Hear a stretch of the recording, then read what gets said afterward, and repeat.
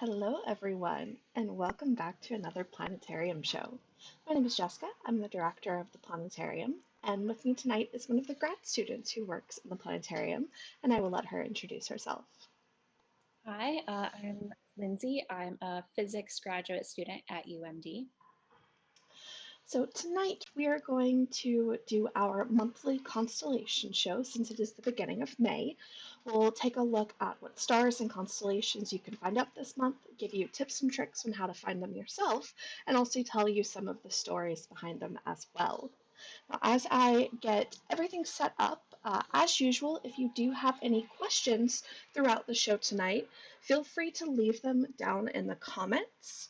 We'll be keeping an eye on those, and we'll answer them as we see them. Or if we don't get to them right away, we will also have time at the end to answer questions as well. So, if you are new to our monthly constellation shows, this program we're using here is called Stellarium. It's a really great kind of planetarium software that lets you put date, time, and location and shows you what the sky looks like for that particular setup. So, we have this set up for right now here in Duluth. If you're not in Duluth, but you're still in the northern hemisphere, the night sky is still going to look pretty similar to what we show you here tonight. The just actual height of the stars in the sky may be a little bit different. But if you're in the southern hemisphere, it is going to look quite different for you. But the great thing is the Stellarium program is free, so you can always download it and figure out what the sky looks like if you are somewhere other than Duluth. And you can find the link to that in the video description. So right now, as we are getting into spring and coming up on summer, the days are getting longer and longer for us, and so the sun is setting later and later in the day, which has been wonderful having some longer days. Definitely has helped me feel a little bit better. I think Lindsay feels the same way I do with that. But that does mean that right now, since the sun is up, we can't see any stars. So what I'm going to do is actually just fast forward time a little bit so that the sun will finally set down in the west and the stars will start coming out. And I'm going to keep going till about there. So we are at about 10 o'clock at night. The sun has set well below the horizon. It is now super dark out. We can really see those stars popping out. And as we take a look, we're actually going to start with some stars in the north. And a lot of these stars that we're going to see in the north are stars that we can see all year long. And so this is always a great kind of starting point if you're trying to learn the night sky or learn how to navigate to find lots of other stars and constellations. Because these stars are up all year round, they're always there and always an easy home base for you. And they can also serve as ways to find other stars, which we'll show you how to do. So to get started, I'm actually going to zoom out just a little bit because the first group of stars that we want to look at is way, way overhead this time of year. And so way overhead of us is this familiar group of 7 stars here. This group of 7 stars is known as the Big Dipper, where we have the kind of handle and the cup. This time of year, the Big Dipper is kind of upside down, like it's pouring whatever's in that cup on top of us. Now, the Big Dipper is actually not a constellation. It's an asterism, a smaller grouping of brighter stars within a larger constellation. And so these 7 stars of the Big Dipper are the 7 brightest stars in the Greek constellation of Ursa Major, which is also the Big Bear. And so to see the bear, we're going to add in a few other stars. We have here the handle of the dipper is our tail of the bear. And then we have the back, ear, nose, chest, front legs, belly, and back legs. And there is our big bear. He's upside down right now. Now, since the Greeks have a big bear, they also have a little bear in the sky. And to find the little bear, we're going to actually use the front two stars in the cup of the Big Dipper to help us. Those front two stars are our pointer stars because if we connect them in a line, they point us to this bright star here known as Polaris, also known as the North Star. And Polaris here is the end of the handle of the Little Dipper. And so we have the handle and the cup of the Little Dipper here. The Little Dipper, you can see the stars aren't as bright as the stars in the Big Dipper, and that's why it can be kind of difficult to find sometimes. You have to have some really, really dark skies to see all 7 stars in the Little Dipper. So if you're having trouble finding it, it's not you. It is a difficult set of stars to find. But these 7 stars of the Little Dipper are also our little bear. We have a long bear tail and then tiny little bear body here with back legs, body, front legs, and a head somewhere over here. And so those are our big bear and our little bear. And they're kind of an unusual looking pair, especially with those big long tails that bears don't actually have. And there's a kind of it's joked about that this must mean that the Greeks don't know what bears look like, but that's not the case. In the case of these 2 bears, they were placed up in the sky by Zeus. But to get them up there, he had to spin them around by their tails and fling them up into that sky. And so it's that process of being spun and flung that stretched out those tails. And that's why these bears in the sky have such long tails. Now, there's also another really fun constellation sitting in between our 2 bears. And to find it, we're actually going to take those pointer stars again. And instead of going all the way to Polaris, we're actually going to stop at the first star we find. This star is the end of the tail of Draco the dragon. And so we have long winding tail up to the big full belly, up to the eyes and mouth, and he's breathing fire all over another character that we will get to in just a little bit. And so there is Draco the dragon. Now, one other constellation that we can find using those pointer stars again, this time if we follow them past the tail of Draco, past Polaris, down towards the horizon, we end up finding this big W in the sky. This W, to the Greeks, is known as the Queen Cassiopeia. And I know it's a little difficult to see how this could be a queen. To see her, we kind of picture her that she's sitting in a throne and we're getting kind of a side view. And she's also upside down this time of year. And so we have, or no, is she right side up now? I don't remember. It depends on how you want to Yeah, I view. guess it really does. That you can take I think it, liberties. yeah, I think it depends on the star map. I usually base it off of how Cepheus is, and I am struggling to find Cepheus at the. I think. Yeah.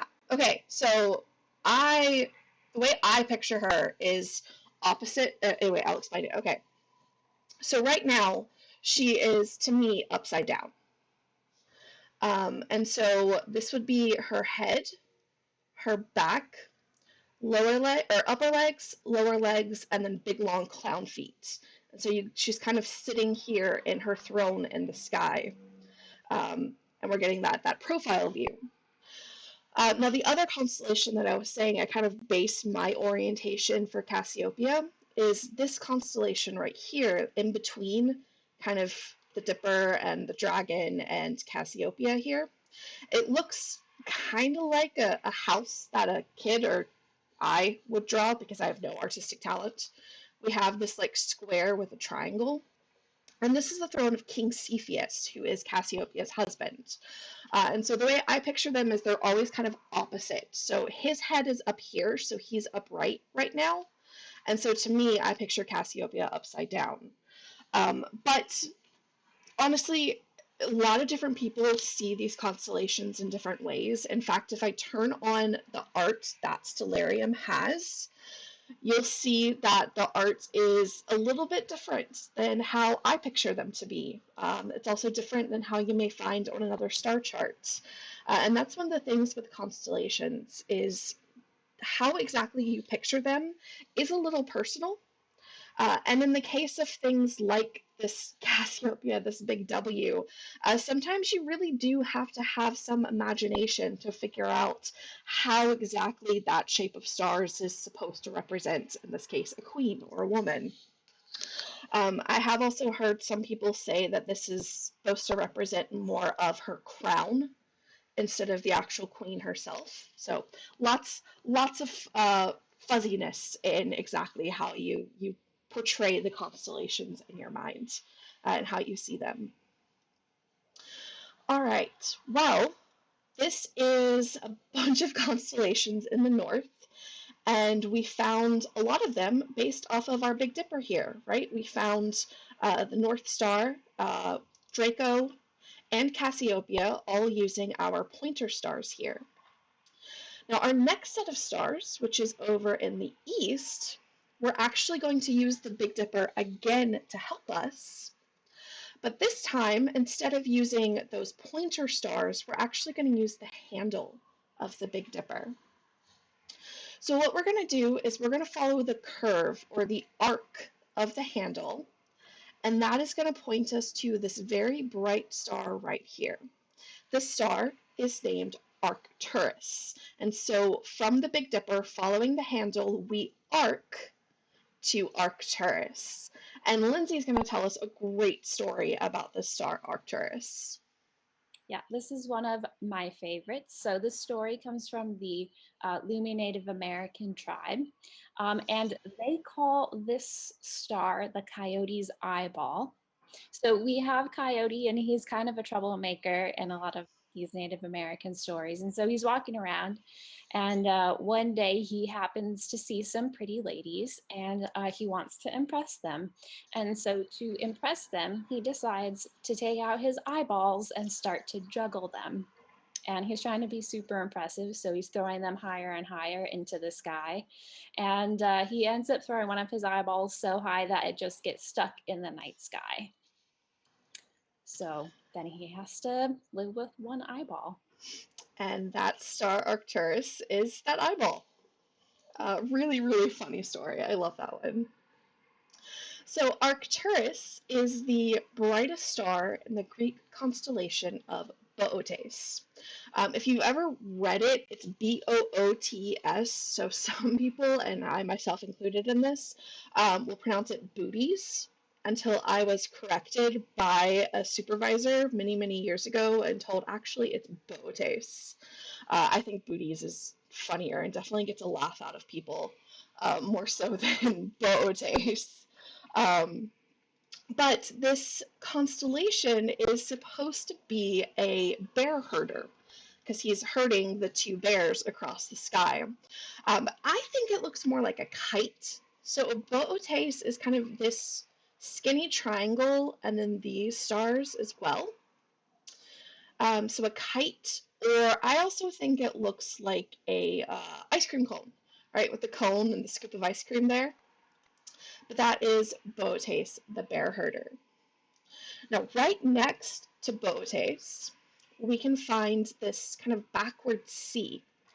This is a crown known as Corona Borealis, the northern crown. And what's great about this set of stars is it actually can help us find our next constellation. So the next constellation we want to find is Hercules. He's up in the east right now.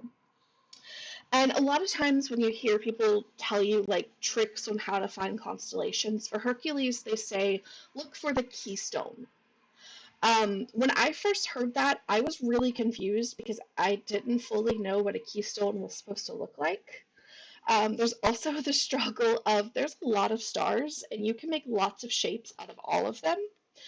So Lindsay actually taught me a great trick to find Hercules that's a bit easier, and it uses the crown here. So what we want to do is turn this crown into a spoon. And this is why I like Boate's being a cone of ice cream, because you're turning it into a spoon to eat your ice cream cone, right? It makes sense. And so to turn our crown here into a spoon, we need to add in a few stars. And so this becomes the handle, and this is kind of like the bowl of the spoon, right? Well, these two bright stars right here that we just added on, those two stars are the belt of Hercules. And so we have his body right here, and then we have his limbs kind of off flailing around. Um, he he looks like he's flailing, and if you remember, I said that our dragon Draco was breathing fire over someone else. That's who he's breathing fire at. He's breathing fire at Hercules here.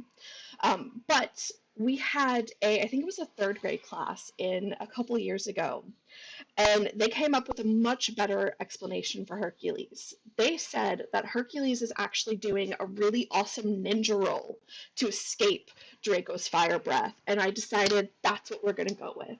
So Hercules is up here in the sky doing an awesome ninja roll to avoid Draco's fire breath. We have a few other constellations coming up in just a little bit that all involve Hercules, and I think Lindsay's going to tell us that story in just a bit, right? Yep. You agreed? Okay, so I will get to those constellations and then we'll tell the story that kind of combines them all. All right, so before we get to those, there is one more constellation to show you. And it comes back to Arcturus here to help us find it. So remember, we started at the Big Dipper and we followed the arc of the handle, arc to Arcturus. And the next thing we can do from Arcturus is spike down to this next bright star here, which is known as Spica. And so you arc to Arcturus and then spike to Spica. So Spica here is the brightest star in the constellation of Virgo, the Maiden. We kind of have her body right here. Spica is kind of like her hand. She's got like one of her hands on her hips right here. Her other hand is up. She's kind of waving at us, and then we have some legs coming down this way. Virgo is a really big constellation in the night sky. And Virgo's name is actually Persephone. So Persephone is the daughter of the goddess Demeter. And Persephone was known for being incredibly beautiful. So beautiful that, like it was said, people instantly fell in love with her once they saw, like the minute they saw her. And this ended up causing her a little bit of trouble because as she was out collecting flowers in the field one day, Hades was walking by, the god of the underworld, saw Persephone, fell in love with her, decided he had to have her, and just straight up kidnapped her and brought her down to the underworld with him to make her his bride. Well, after a while, after several days of Demeter, Persephone's mom, not seeing her daughter, she starts going around and being like, hey, have you seen my daughter anywhere? And it figures out that Hades has kidnapped her and taken her down to the underworld. And so she goes stomping down there and is like, give me back my daughter. You can't keep her down here. And they start arguing. And at this time, we've had several days go past, and Persephone is really hungry. And she ends up eating a pomegranate seed while she's down in the underworld.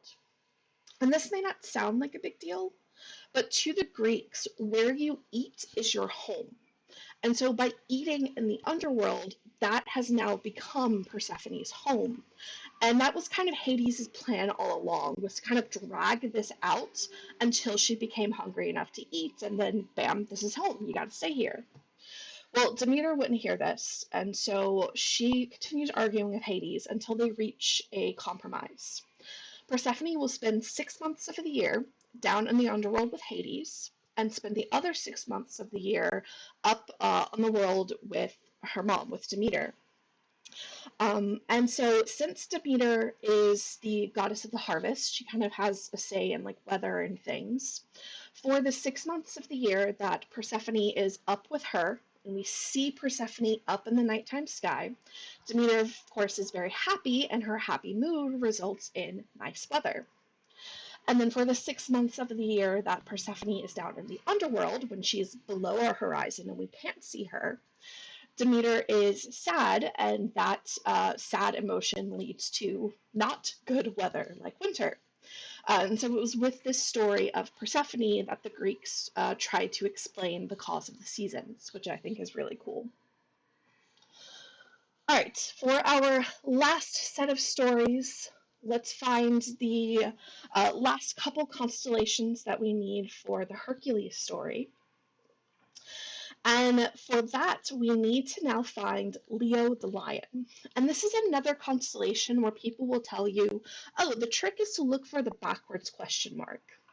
But again, there are a lot of stars in the sky, and you can make more than one backwards question mark out of them.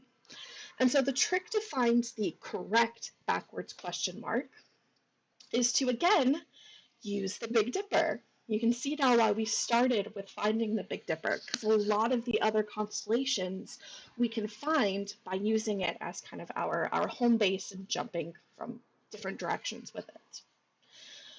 And so this time we are going to use the full cup of the Big Dipper, but we're going to turn this kind of into an arrow, and that arrow is going to point us to the correct backwards question mark here. And so this is Leo the lion. This part is his head. This bright star is Regulus, it's the heart of the lion, and then his body kind of stretches off this way. And then right next to Leo is a very faint set of stars that kind of, and I have a glare on my computer, so I'm having trouble seeing it myself. Let me zoom in a little bit. But over here we have this kind of, there it is, X or Y shape, depending on who you're talking to and which of these faint stars you use. And this is Cancer the crab. And so you can see the little crab body and then like the claws coming off the side. But both Leo and Cancer are in stories that involve our Hercules that we saw over here in the eastern part of the sky. So I'm going to zoom out so and try and position this so that we can see all of our characters, and I will turn it over to Lindsay to tell us our last story of the night, the story that involves all of these. All right. So we have Hercules, and he is a son of Zeus. But he does have a mother that is not the wife of Zeus, which is Hera. So Zeus kind of has a lot of indiscretions, and Hera is not always happy about this. So anyway, Hercules is on Earth. He's half god. He's really strong, and he does not know how to control his strength sometimes. And so he, unfortunately, accidentally kills a bunch of people. Um, and people are really, really afraid of him. And so he's trying to get people to like him again, and he's trying to figure out how to get this to happen. And he talks to this king, and this king gives him 12 things to do that if he can accomplish, people will like him again. So one of those things is to defeat the Hydra. And a Hydra is kind of like a dragon type monster. And when you cut off one head, three more grow in its place. So really difficult to defeat. And since Hercules was a son of Zeus, but not Hera's, Hera wanted to try to get Hercules killed. And so she sent little Cancer the crab to go and nip at Hercules' heels to hopefully distract him so that his head would get bitten off by the Hydra. This did not work. Hercules accidentally stepped on little Cancer the crab, and then Hera felt bad for him and put him up there in the night sky. And then Hercules ended up defeating the Hydra. Another thing that he had to do was to defeat the Nemean lion. And the Nemean lion is what Leo the lion was called when he was still living. And the reason that he needed to be defeated by Hercules is because his skin was impenetrable. And so nobody has been able to kill this lion. And so Hercules goes off to, of course, try to kill the lion. And he figures out that, he can't obviously pierce the skin with his swords, but he can strangle the lion to death. So because he's so strong and he doesn't need to use a sword to kill the lion, he strangles the lion to death and then takes the fur of the lion to kind of wear as a cape. And because people, thought of the Nemean lion as being sort of undefeatable and kind of immortal, um, the fact that Hercules was able to defeat this immortal thing actually made people more afraid of Hercules than they were to begin with, unfortunately. So this whole plan for Hercules to get people to like him again, it didn't really work very well. Poor Hercules. Yeah. All right. Well, that has about brought us to pretty much all of the major constellations that are up right now this month. If we were to go a little bit later into the night, you would start to see some summer constellations starting to come up. There are some great ones in the summer, so you should definitely come back and check out our constellation shows next month and into the summer to learn what those are. All right, so let me check to see. I think we had just a comment. Yes, Little Dipper is very difficult to find. I don't think I've ever myself seen all of the stars in the Little Dipper. Um, Maybe once when we were out in like the Gunflint, but Yeah. usually not. All right. Well, if anyone does have questions, now is a great time to leave them down in the comments. And while we give that a minute or two to see if any questions come in, I can tell you what's coming up over the next week. And so next Wednesday, we are going to take you on a tour through the universe and see as much of the universe as we can in about 30 minutes. And then next Saturday, we're going to talk all about our missions and success in sending people up into space, what it takes to get there, and all of the amazing work that has been done over the past year to really reinvigorate the United States' space flights since we've had the launches back off of the United States soil this year after a really long time of not having anything. So we're going to give you kind of an update on what's been going on with that. And of course, I have to remind everyone, Astronomy Day is coming up in just a couple weeks. I can't believe we're, 2 weeks away now? And so we will be outside the planetarium on May 22nd from 2 to 4 p.m. We will be passing out activity bags, little bags for free with a couple of different activities in them. We'll have fun things to kind of see and do outside that day. We're going to raffle off a Lego Saturn V. It's just going to be a lot of fun. So if you want more information about that, there is a link in the video description, or you can head to our website as well. All right. Well, I am not seeing questions, anything else, so I guess we will wrap it up for tonight. Thank you everyone so much for joining us. We hope you enjoyed the show. Definitely check us out. We stream every week, Wednesdays and Saturdays at 7 p.m. Central. And yeah, thanks again. We hope you have a wonderful rest of your weekend. Go enjoy the beautiful weather that we have been having, and we will see you again next time. Bye, everyone.